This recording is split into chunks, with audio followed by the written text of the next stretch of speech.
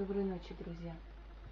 Я сегодня решила с вами провести еще одну беседу, поскольку очень много сейчас всяких магических школ, направлений и так далее, то хочу немножко ознакомить вас с тем, что на самом деле из себя представляет магия, откуда она пришла и вообще родина магии, где находится.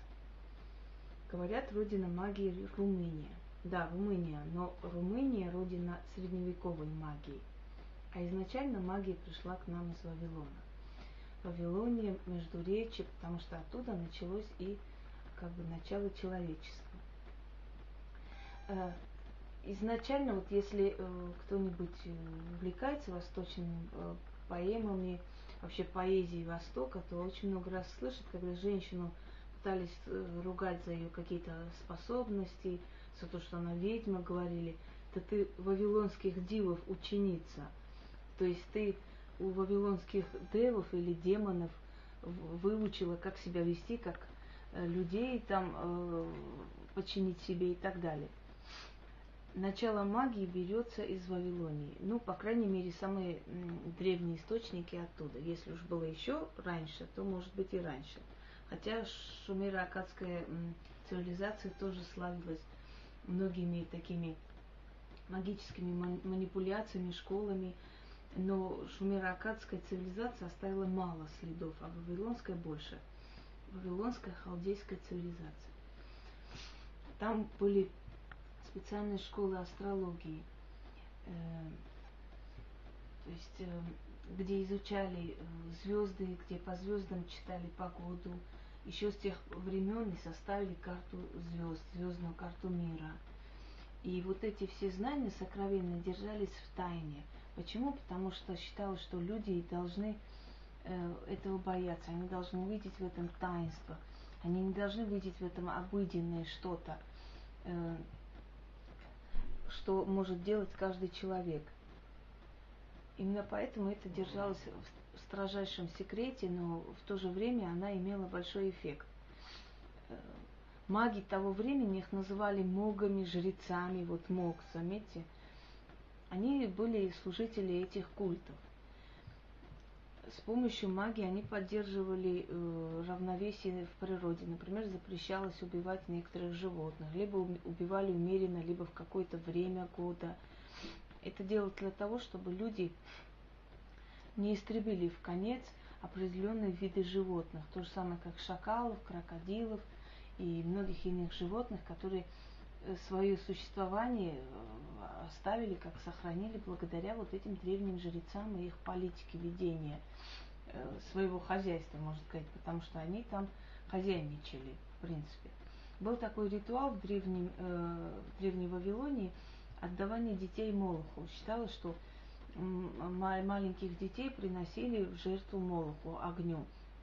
То есть кидали в огонь, тем самым пытались заслужить благодарность Бога и помощь Бога Молоха. Но потом оказалось, что на самом деле этих детей никто не убивал, и их матери заранее знали, что с этими детьми происходит. Матери, которые не могли прокормить своих детей, приводили и ритуально, делая вид, что они бросают ребенка в огонь, они кидали в некое помещение, где жрецы забирали этих детей, воспитывали из них тоже жрецов, писарей, каких-то государственных чиновников. То есть использовали вот свои магические знания в угоду народу, потому что маги, как древнего Вавилона, как Ассирии, как древнего Урарту, Армении, как Румынии и прочее, они никогда не совершали каких-то жестоких, лишенных логики действий. В их действиях всегда была логика. Если мы наказываем человека, этот человек должен нас довести до такого состояния, чтобы мы уже захотели взять и наказать. Если мы помогаем человеку, то мы должны знать, что мы должны с этим человеком провести, что у него исправлять нужно, как это поставить в нужное русло, чтобы его судьба поменялась. Понимаете, везде и всюду есть логика. А вот эти вот всякие сатанинские жертвоприношения и мучения животных и прочие гадость, которые вы слышите, там наблюдаете, где-то там в СМИ показывают, это абсолютно далекие от магии люди. Это, как правило, душевные больные. Потому что в магии есть логика. Если ты слово говоришь не так, то эффект будет другой. Казалось бы, там сказаны пару слов, что там может измениться, ну где-то там ошиблись. Ошиблись, получится совсем иной вариант. Теперь, от магов Древней Вавилонии очень много переписано и списано вот в современной Кабале. Если вы знаете, еврейское магическое вот это направление Каббала. Да? Ничего удивительного, потому что евреи были в плену как в Вавилоне, так в Египте. И очень много из текстов Вавилона и Египта украдено, то есть взаимствовано, так говорят, как бы культурно, да, евреями. И вот каббалистика начинает, идет от Вавилона к евреям. Ну, с одной стороны, им, конечно, спасибо большое, потому что они сохранили эти древние тексты, пусть они и выдаются свое, но где-то можно это найти. Точно так же, как сегодняшние современные книги, которые выдаются за свой труд, но на самом деле это собрание древних колдунов, их заговоров. Но мы не против этого. Почему? Потому что тем самым вот этим неким таким культурным воровством они сохранили эти древние заговоры. Считается, что царь Давид по воле Господа Бога подчинил себе, значит, духов, черных духов, да, демонов, и поставил печать. И эта печать, пятиконечная звезда, потом это пентаграммой начали называть, он носил с собой, все время показывает, что он над ними хозяин. И вот люди, которые следуют то есть по дороге, по пути царя Давида, они точно так же несут вот эту пентаграмму с собой, показывая, что они последователи начала вот пути Давида. Следующий, который был более сильный магистр и ведьмак и колдун, Соломон. Соломон известен своей великой мудростью. Соломон написал очень много книг, до нас дошло мало что, в основном Экклесиаст, и про своего отца царя Давида он писал. Но считается, что Соломон окончательно подчинил демонов себе, и демоны служили ему, и они его боялись. Вот, нося пентаграмму, мы показываем, что мы последователи Соломона. Значит, раз Соломон вас подчинил, то вы будете подчиняться нам. Считается, что вот эта вот царская династия еврейских царей на самом деле по национальности были не евреи, а арамейцы. То есть они совсем иной расы, иная структура, иной род, который правил в Иерусалиме над всем Израилем много лет. Правил очень мудро, умно, потому что во времена правления этих царей Израиль просто благоденствовал, и все соседние племена их боялись. Достаточно открыть, читать книгу, то есть Библию, и посмотреть времена Соломона, насколько они были плодотворны для Израиля. Вообще, любые книги, священные книги, просто книги древней магии, неважно, любые стоит читать, изучать, только невежда будет ругать определенные книги. Это не очень правильно, поймите. Если человек занимается магией, неважно, черной магией, да, магии иной этого не бывает, это не говорит о том, что человек должен хаять другие книги, говорить какие-то гадости, тем самым он еще сильнее становится. Нет, это говорит о его невоспитанности, невежестве, потому что человек, который хочет быть настоящим колдуном, он должен знать все направления колдовства, потому что религия – это такое же колдовство, как и черная магия. Ничем не отстает, а может быть и во многом где-то и сильнее бьет. Так вот, Соломон. То есть магия из Вавилона переходит в Израиль. Но одна часть вот этих магических знаний переходит в Израиль, но есть другая часть, которая идет в Ассирию и Урарту. Урарту это Армения, это древняя Армения, по-другому ее называли Урарту Хаяса. А Ассирия, я думаю, что каждый в школе проходил, это древнее царство, великое царство ассирийское. Так вот, вот там были созданы специальные школы, огромные,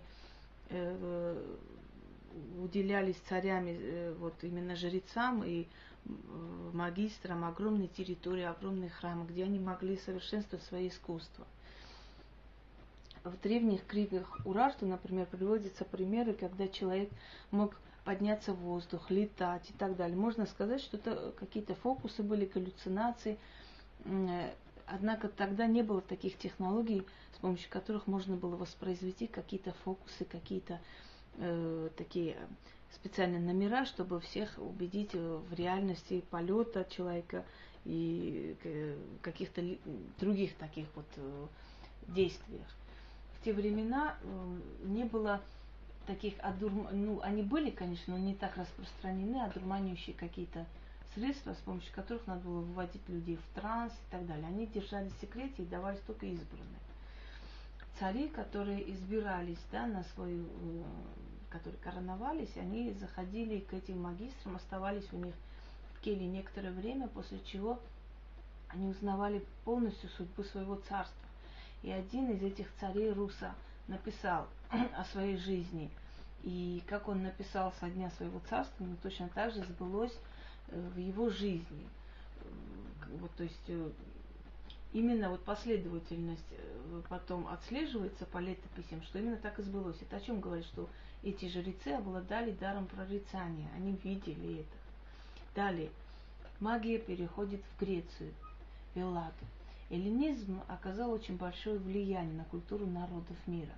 Почему? Потому что времена Александра Македонского и огромные завоевания, огромные территории не могли просто не воспринять, не принять вот эти все культурные какие-то большие и маленькие влияния на себя. Когда больше сотен Александрии, вы сами понимаете, что волей-неволей эти народы находились под влиянием греческой культуры, культуры эллинизма.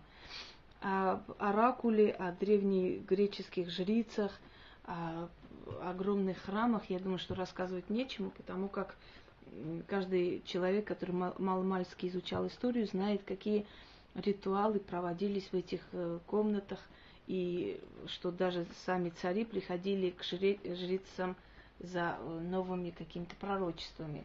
Есть такой случай, когда Филипп не стерпел до определенного дня, пришел узнать у прорицателей, чем закончится его война с Персией. И из-за того, что жрица зашла в эту пещеру раньше времени, она погибла. То есть говорят, что духи наказали ее за то, что она посмела нарушить тайну под страхом смерти, что даже за царя нельзя нарушать эту тайну. Вот как положено, так он и должен поступать. Цари, которые не очень уважительно относились к культам, вскоре уходили. Может, это были какое-то влияние колдунов, может, это была рука убийцы, неважно. Но колдуны и жрецы имели огромное влияние на правителей мира. Точно такое же влияние сегодня имеют, например, религиозные лидеры. Если вы знаете, если религиозный лидер, он имеет какой-то вес, то он всегда имеет влияние на политику страны, на лидера страны. Это тоже некое такое магическое, энергетическое влияние с целью, чтобы диктовать свои правила игры. Вот эти все магические направления, они не ушли в никуда. Хотя народы ушли, хотя народы как бы перерождались, сливались друг с другом. Например, те же самые египтяне, которые, казалось бы, уже не существуют, на самом деле переродились в арабов, потому что мать их была египтянкой, отец был еврей, Авраам, а первый сын Исмаил, в принципе, стал праотцом арабского народа. То есть получается, что они переродились в арабов. И арабы, как наследники этой земли, их матери, пришли, завоевали эти территории. В данный момент они там живут. Это огромное племя. Да? То же самое Писание Библии. Кто их писал? Их называют пророками. Но если так подумать, да, прорицатели, люди, которые могли видеть будущее.